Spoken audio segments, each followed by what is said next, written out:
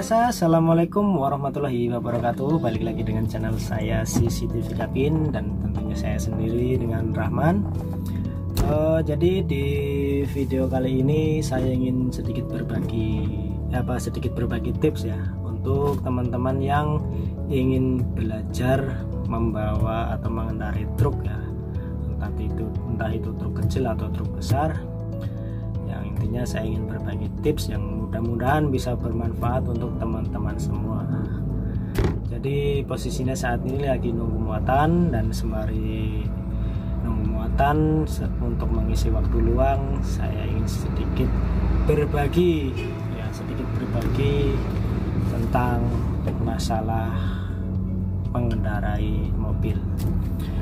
Dan untuk teman-teman yang belum subscribe, silahkan di subscribe dulu, dan jangan lupa nyalakan tombol loncengnya di bawah ini supaya tidak ketinggalan video terbaru dari saya. Oke, simak terus videonya. Jadi kebanyakan itu untuk orang yang udah bisa membawa truk, yang udah lancar, itu kebanyakan 80% lah, itu bisa dibilang 80% lah ya, itu kebanyakan berasal dari kenek. Saya pun dulu begitu. Saya dulu itu sempat ngenaikin selama 3 tahun lah. Itu udah ya lumayan lama lah. Untuk yang penasaran dengan videonya bisa dicek nanti di sini. Saya udah pernah ceritakan awal mula saya bisa membawa truk seperti sekarang ini. Dan simak terus videonya. Yuk kita mulai tips yang saya berikan, semoga bisa bermanfaat untuk teman-teman semuanya. Let's go. Oke pemirsa, kita lanjut ke videonya. Jadi untuk teman-teman yang mau belajar membawa truk ya, alangkah baiknya itu harus mengetahui dulu indikator-indikator yang ada di sebuah truk tersebut ya. Tapi untuk tipe kendaraan itu hampir rata-rata itu sama, cuman ada perbedaan sedikit tapi tidak terlalu signifikan. Dan untuk pertama kita pengenalan dulu untuk indikator yang ada di speedometer ini. Jadi untuk yang indikator yang atas ini yang ada tulisan H dan tulisan C, itu indikator untuk mengetahui suhu pada mesin kendaraan ya. Untuk kendaraan normal itu harusnya berada di tengah-tengah seperti ini contohnya. Dan apabila indikator ini mencapai merah atau di bawahnya merah sedikit, itu berarti mesin kendaraan Anda lagi tidak normal ya. Dan sebisa mungkin harus berhenti dulu dan dicek untuk air radiatornya apakah lagi apa kosong atau ada kebocoran. Kita harus dicek dulu, karena kalau nyampe warna merah ini berarti mesinnya dalam posisi overheat.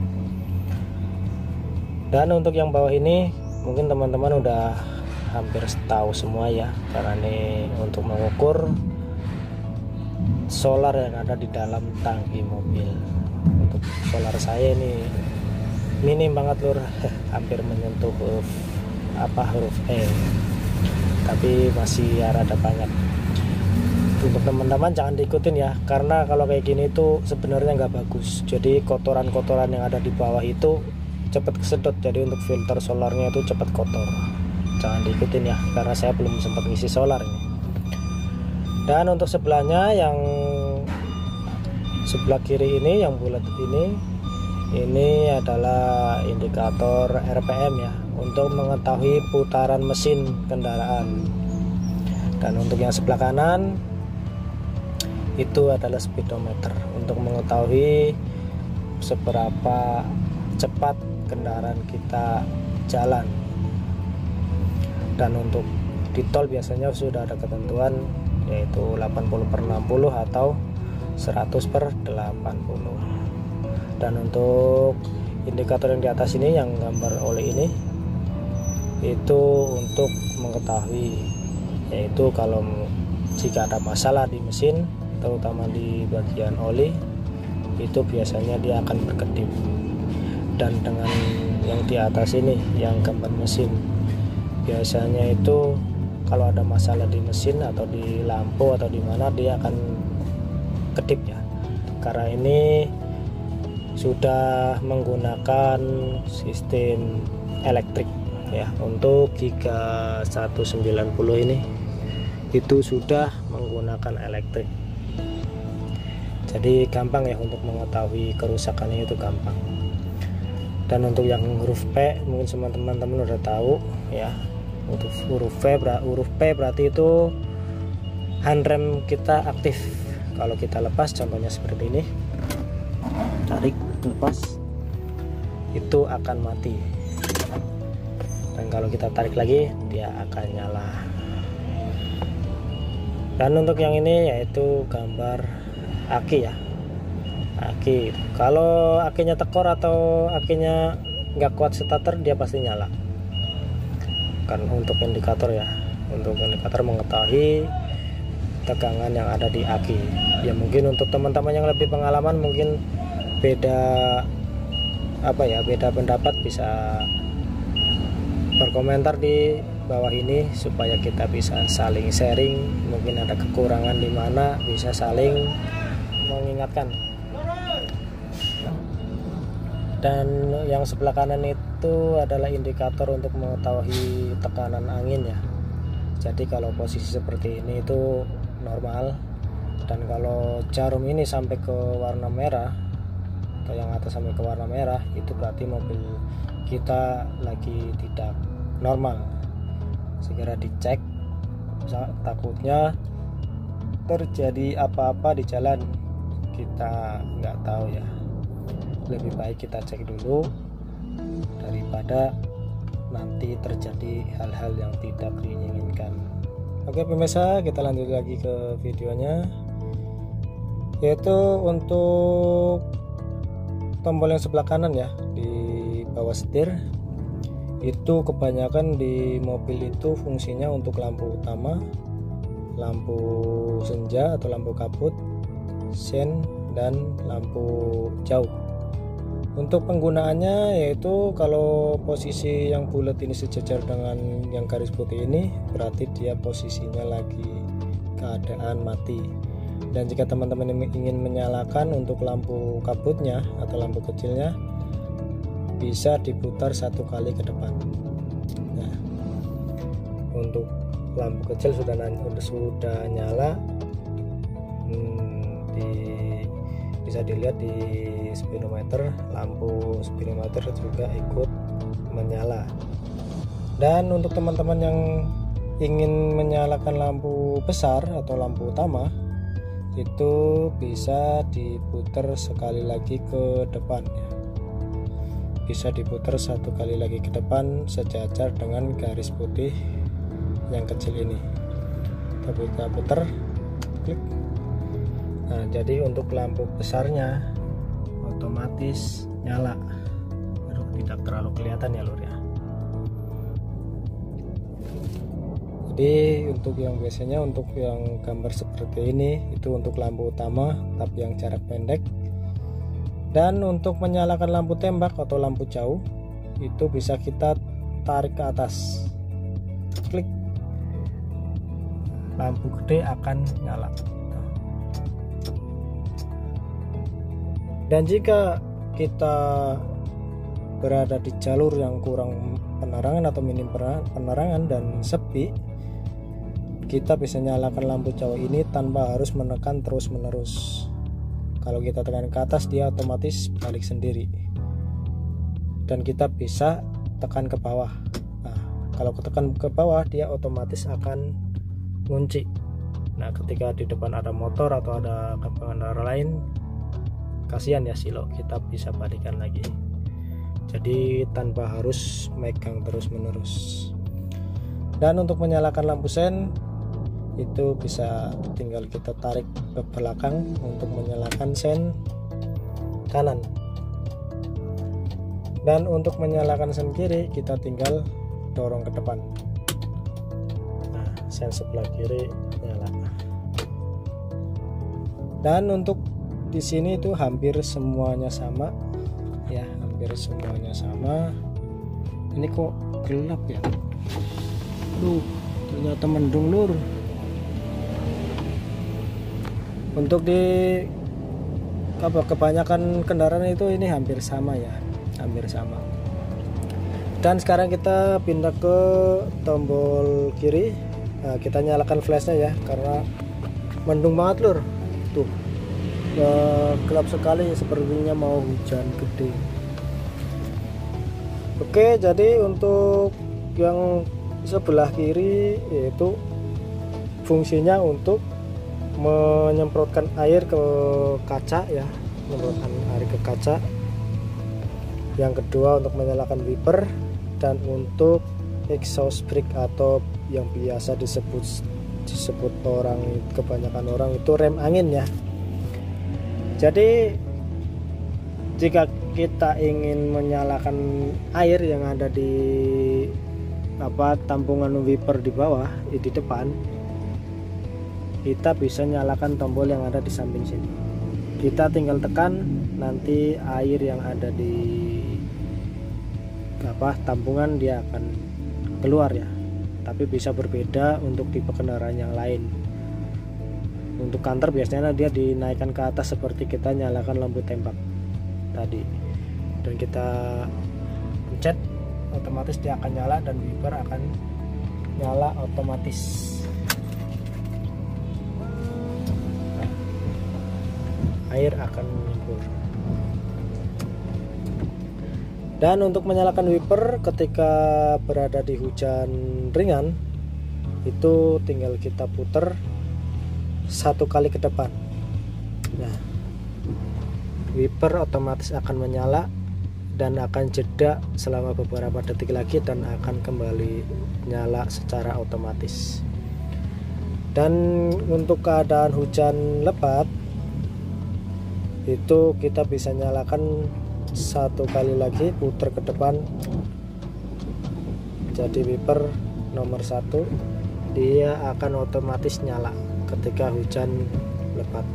Dan jika hujan sangat deras, dengan kecepatan wiper saat ini enggak tembus, kita bisa nyalakan putar satu kali lagi. Wiper akan berjalan lebih cepat ya. Dan untuk menyalakan exhaust brake atau rem angin, itu kita bisa tarik ke belakang, otomatis rem anginnya akan nyala. Cuman berhubung ini kendaraan berhenti, jadi dia tidak berfungsi ya. Dia akan berfungsi ketika berjalan di atas 10 atau 15 km per jam dia udah bisa nyala. Tapi untuk rata-rata kendaraan itu berada di kecepatan 20 km itu baru bisa nyala. Oke.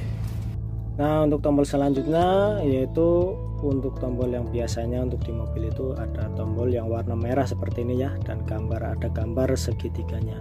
Itu untuk lampu hazard. Jadi kalau kita tekan dia akan nyala seperti ini. Nah, dia akan nyala seperti itu. Itu bisa digunakan ketika ada masalah atau ada kecelakaan di depan kita atau ada pengereman mendadak, kita bisa nyalakan tombol ini. Intinya ini untuk darurat ya, untuk darurat kita bisa nyalakan ini. Atau kita sedang membawa muatan berat, kita mau nanjak, agar yang belakang hati-hati, itu kita bisa nyalakan tombol ini atau lampu hazard ini ya. Dan ini merupakan tombol untuk blower. Untuk blower karena ini belum ada AC-nya, jadi cuma satu doang. Kalau mau dipasang AC nanti di sini bisa dipasang tombol lagi ya. Tapi untuk pasang AC lumayan duitnya, harganya lumayan tuh. Jadi belum sempat masang AC. Doakan saja lur, semoga bisa kecapean untuk membeli AC.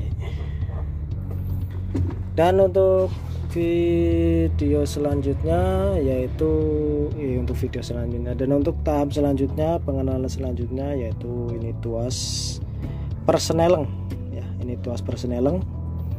Dan untuk silo lur, kenapa silo ya, semuanya mudah-mudahan kelihatan ya. Nah, ini kalau kita tekan ke kiri full dan kita dorong ke depan, itu akan mundur huruf R ya. Huruf R itu mundur dan huruf N itu netral. Saya ingin mencoba sambil jalan, cuman nggak bisa jalan lur, di depan ada mobil, di belakang ada mobil, jadi saya ya teori aja dulu ya. Semoga bisa membantu teman-teman semua yang ingin belajar mengendarai truk. Untuk tahap awal, yaitu ketika kita mau nyalakan mesin kendaraan, itu yang harus kita perhatikan adalah tuas persenelang ini. Tuas persenelang ini harus dalam kondisi netral, yaitu bisa digoyangkan ke kiri ya. Itu untuk menandakan kalau persenelang ini dalam kondisi netral. Setelah diyakinkan persenelang dalam kondisi netral, kita bisa injak tuas kopling dalam-dalam. Nah, dan setelah itu kita nyalakan kontak yang ada di bawah setir. Nah, ketika menyalakan kontak, kita tunggu yang gambar mesin ini mati dulu ya. Nah, ketika mati, kita putar langsung ke depan.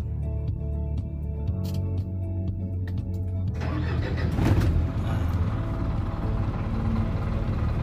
mobil sudah nyala.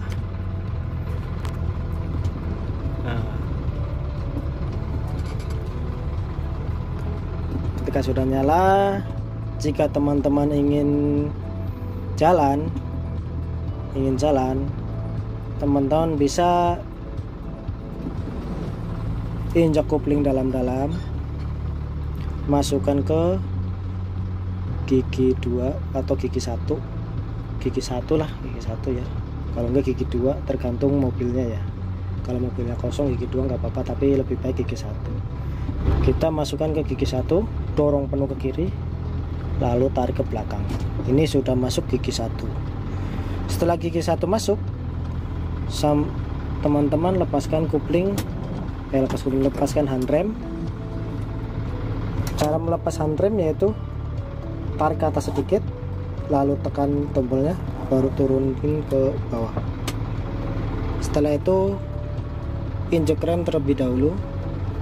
Setelah diinjek rem, pastikan posisi persenelang sudah masuk gigi 1. Nah, setelah itu teman-teman lepaskan sedikit sampai terasa ada tarikan ke depan, ada tarikan mesin ya. Terus nah, ketika sudah kerasa, tinggal lepas rem secara perlahan, mobil akan jalan. Nah, karena di depan saya ada mobil, jadi saya nggak bisa mencontohkan ya. Nanti saya bikin videonya selanjutnya. Dan perlu teman-teman ketahui, kalau posisi mobil sudah jalan, sebaiknya itu kaki jangan di bawah sini ya, jangan selalunya di atas pedal kopling, karena takutnya berpengaruh ke kampas kopling, jadi cepat aus. Itu yang pernah diajarkan saya, yang pernah diajarkan kepada saya oleh supir saya. Ketika kita membawa kendaraan dalam kondisi jalan, sebisa mungkin kaki itu jangan menginjak pedal kopling ini. Sebisa mungkin kaki kita ditaruh di sebelahnya atau kita taruh di mana ya, sesuai atau senyaman kita. Oke pemirsa, mungkin itu sedikit tips dan trik dari saya.